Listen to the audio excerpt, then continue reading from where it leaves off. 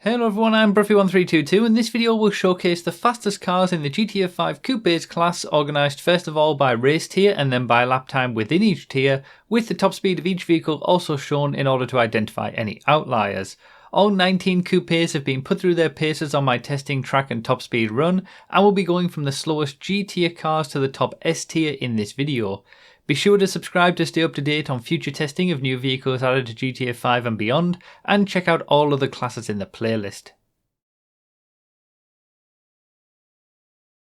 This video is brought to you by my second channel, Bruffy's Random Bits. Subscribe to it via the link in the description for random clips that don't make it to the main channel, as well as full-blown Let's Plays, with my current project being to play through all the GTA games before GTA 6. So, as we see the slowest cars in the Coupes class, starting with the postlude in tier G, which is in last place for both lap time and top speed, it's important for me to let you know that the intro video to the series, which is linked in the description and pinned comment, likely answers any questions you have about this testing, from simple things like what car upgrades are needed to maximise performance and what HSW stands for, to more complicated things like why I use off-road wheels and overall testing methodologies. Give that video a watch if there's anything you don't understand here, since everything there is assumed knowledge for this video. Alright, so the much maligned Coupes class, we're finally here. It's kind of full of cars that you probably wouldn't consider at first glance to be Coupes, at least in a lot of situations. It was forgotten about as well for a long time, where it took 2 years for it to get its first DLC car with the Windsor in 2015, with one more DLC car coming in 2016 with the Windsor drop, and then there was a 5-year wait until we got the Previon in 2021. The Coupes class also has a lot of duplicate cars with cabrio versions of the same vehicles, and is the second smallest mainline class in the game with 19 cars total, only 3 more than compacts and 4 less than even vans. At least there's no non-raceable cars in this class though, so that's not something we have to worry about. And we've started off pretty well with the F tier, having 4 cars all on relatively similar pace there, with the Kanjo being all about the grip, the Windsor having the top speed, and the Oracle XS being the best all-rounder. Tier E, yes, we're already at Tier E, drops down to 3 cars, but also gives a good selection of cars that are all on similar paces, with the faster regular Oracle that probably should have been called the XS instead, and the slower convertible versions of the Sentinel and Felon. They're all relatively well matched here, with the top speeds decreasing as the lap times improve.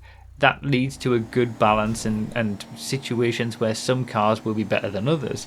The Felon GT might have the best grip, but its top speed puts it third from last in the entire class.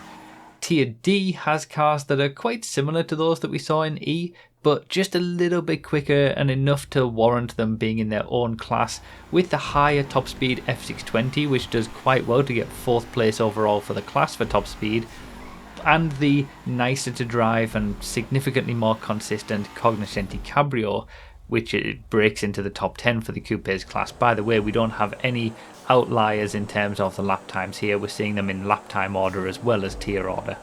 We've got our second single car tier coming up next with the C tier that contains only the Sentinel XS. It's right in the middle of the class, the Sentinel XS, and it gets a bigger engine upgrade than the regular Sentinel, which is the only reason it's quicker because they are identical otherwise, and it's the only car apart from the postlude that we saw at the very start of the video that has the same position for both lap time and top speed, being in 9th place for both. When it comes to the B tier, we've got 2 vehicles that are very different. So the more corners and the more traction limited the track is going to be, the better the Jackal will do, which is in 8th place with a 107.6. But its top speed is only 114.5, which is good enough for 14th place.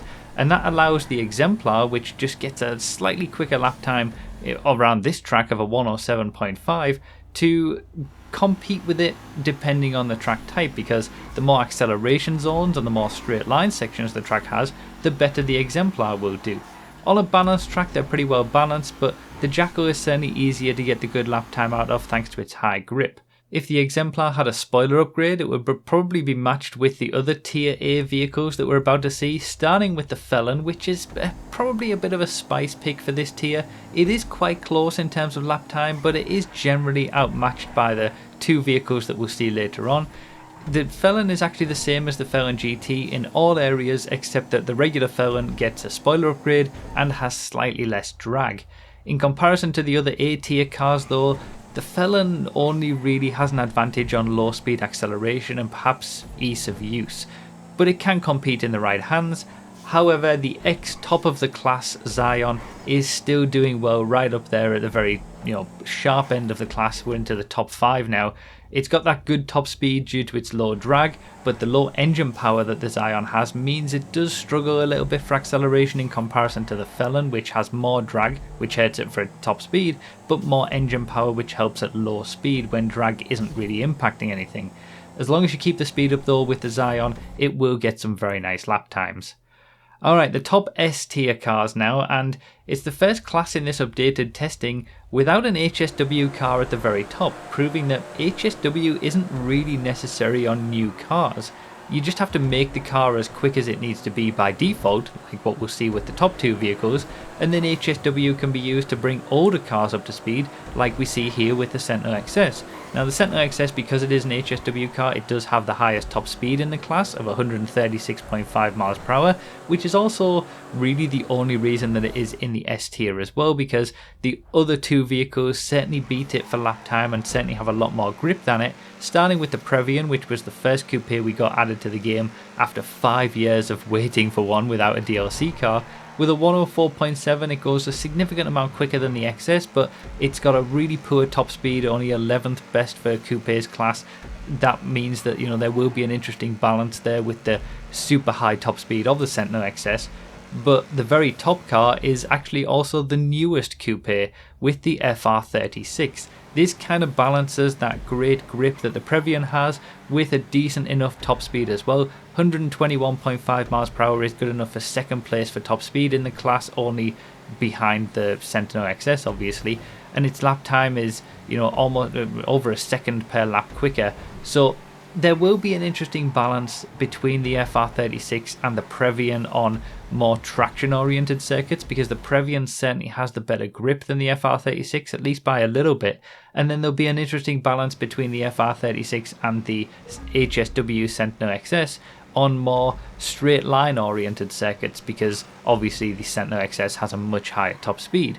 And you'll see in the comparisons that it is quite close between the FR36 and the Previon for most of the lap.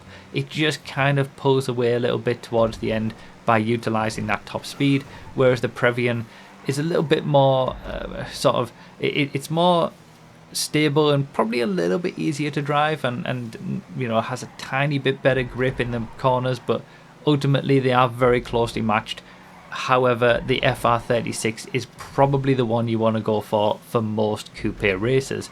But again, it's not an HSW car. It's the first class we've seen in this updated testing that doesn't have an HSW car in the top spot. And in fact, the top 2 spots don't even have an HSW car. So this kind of shows the beauty of what HSW could have been, giving it to an old car to bring it up to the top speed, the pace of the new breed of vehicles, and then there's no need for an HSW Previon or an HSW FR36 because they're already quick enough. You can just program them to be as quick as you want as the base model. And obviously, as we see the top speed comparison, the HSW Sentinel XS, it is an HSW car, so it still has that great top speed and it flies past the FR36, but again it lacks it on grip, so it will be an interesting balance depending on the track. And that's pretty much it for this video. Please consider supporting on Patreon or become a YouTube member if you want to support this work and get some extra perks for doing so, such as early access to videos and other testing results. Also remember to read the description for more info and comment with your thoughts. Like the video if you enjoyed or found it helpful, and subscribe for more. As always, thank you all so much for watching, and I'll see you next time.